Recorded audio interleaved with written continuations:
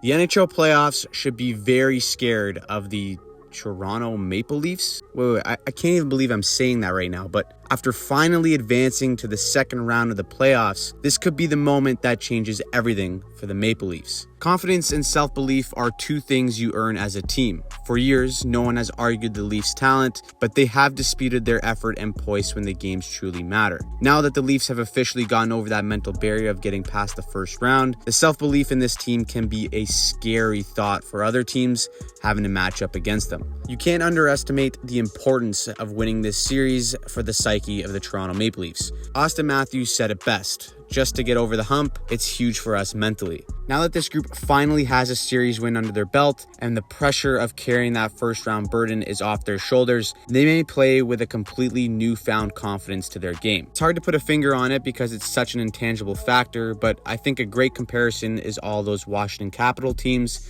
with Ovechkin. For years, they had their own playoff demons against the Penguins in the second round, and it was the same narrative. Ovi couldn't win the big one, and despite being a regular season juggernaut, the Caps always found a way to choke to Crosby and the Pens. It seemed like a hurdle they could never beat, but when they finally did, Caps went on to win the Stanley Cup. You can point to moments in this series as to how and why the Leafs broke through, but really it all came down to the play of their core players. After years of criticism to the core players of not showing up in these big moments, this series, they finally showed up and produced when it mattered most. I also want to mention Ilya Samsonov, whose numbers aren't exactly the prettiest, but he gave the Leafs something they have been missing for years, and that is key saves at crucial moments to allow the Leafs to play with confidence in their game. The Leafs will now face the winner of the Bruins and Panthers series, and either matchup will be fascinating. The Leafs and Bruins obviously need no explanation. There are a ton of mental battles waiting there for Toronto, but if it's Leafs versus Panthers, you have two teams who feel like they're playing with house money